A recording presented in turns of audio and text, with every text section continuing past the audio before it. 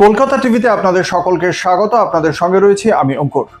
ফের সমর্থিতে মমতা বন্দ্যোপাধ্যায় দীর্ঘদিন পরে আবারও তার সেই পুরনো বিরোধী দলনেত্রীর ভাবমূর্তি ফিরে এসেছে বলেই আশা প্রকাশ করছেন তৃণমূল কংগ্রেসের কর্মী সমর্থকরা। আপনারা সকলেই জানেন, আজ উত্তর চব্বিশ পরগনার হালি শহরে গিয়েছিলেন মমতা বন্দ্যোপাধ্যায়। তারই দলের একজন প্রাক্তন কাউন্সিলর, তার স্বামীকে গ্রেপ্তার করেছিল পুলিশ। তোলাবাজি সহ একাধিক অভিযোগ ছিল তার বিরুদ্ধে এবং সেই ব্যক্তিকে আদালতের পক্ষ থেকে 5 দিনের পুলিশ হেফাজতের নির্দেশ দেওয়া হয়।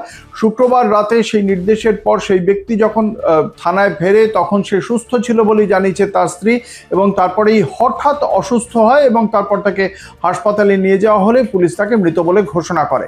এবং এই ঘটনার পরেই সেই তৃণমূল কংগ্রেসের কাউন্সিলরের বাড়িতে যান রাজ্যের প্রাক্তন মুখ্যমন্ত্রী তথা তৃণমূল কংগ্রেস সুপ্রিমো মমতা বন্দ্যোপাধ্যায়। এবং সেখানে যখন তিনি বীজপুর থানার অন্তর্গত হালি শহরে সেখানে যখন তিনি যাচ্ছেন, তখন আজকে তার ওপর পাথর ছোড়া হয়, কাদা ছোড়া হয়। এবং সেই একের পর এক পাথর যখন ছোড়া হচ্ছে, তখন গাড়ি নিয়ে যখন মমতা বন্দ্যোপাধ্যায় যাচ্ছেন, সেই সময় তাকে বলতে শোনা যায় যে পাথর লাগলে লাগুক, আমি তৈরি আছি, তোমরা সব হেলমেট পরো।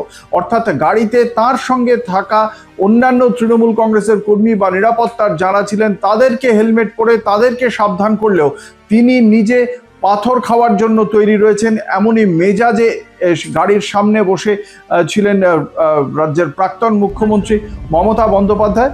এবং সেখানে 23 নম্বর ওয়ার্ডের প্রাক্তন কাউন্সিলর জেনি শর্মা কেওটের যে স্বামী, সেই বিরজুর পরিবারের সঙ্গে দেখা করতে, জেনি শর্মার সঙ্গে দেখা করতে তিনি গিয়েছিলেন। তারপরে পরবর্তীকালে তিনি বলেন যে এ রাজ্যে আইন শৃঙ্খলা বলে আর কিছু নেই এবং মৃতের পরিবারকে বিজেপি হুমকি দিচ্ছে বলে অভিযোগ করেছেন মমতা বন্দ্যোপাধ্যায়। তাদের মেরে দেওয়ার চেষ্টা করা হয়েছিল, পুলিশ সর্বক্ষণ বিজেপি কর্মীদের সুরক্ষা দিয়েছে, তাকে আদতে কোনো সুরক্ষা নিরাপত্তা দেওয়া হয়নি বলেই অভিযোগ করেছেন মমতা বন্দ্যোপাধ্যায়।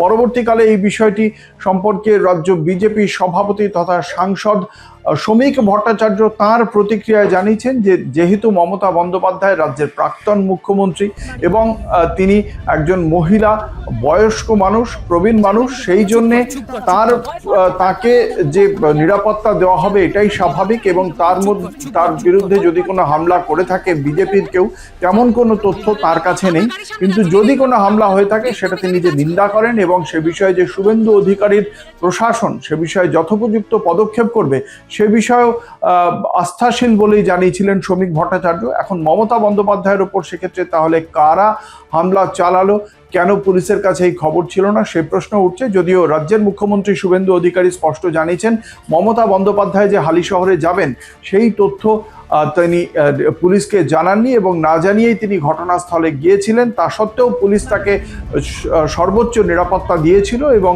মমতা বন্দ্যোপাধ্যায় সেখানে যাওয়ার পর তিনি যে পরিবারের সঙ্গে দেখা করতে গিয়েছিলেন সেই পরিবার রাজ্য বিজেপি সরকারের পুলিশের উপর আস্থা রাখলেও মমতা বন্দ্যোপাধ্যায় জোর করে অপবাদ দিতে চেয়েছিলেন, সেই কারণেই জনরোষ হতে পারে বলে একটা ধারণা।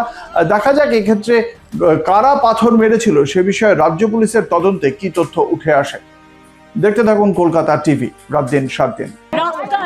বিজেপিকে জোগাড় করে এখানকার লোকাল আইসি যিনি এই হত্যাকাণ্ডের ঘটনায় ইনভলভ, যিনি হত্যাকাণ্ডে ইনভলভ, তিনি নিজে বাইরে থেকে বিজেপি তারা আমাদের গাড়িতে অশ্রাব্য গালিগালাজ এবং এত বড় বড় ইট মেরেছে।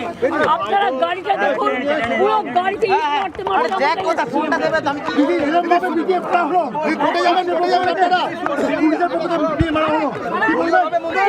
নিন্দা করছি, ধিক্কার জানাচ্ছি।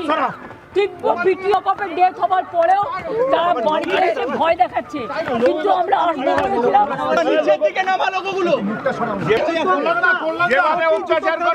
রাস্তায়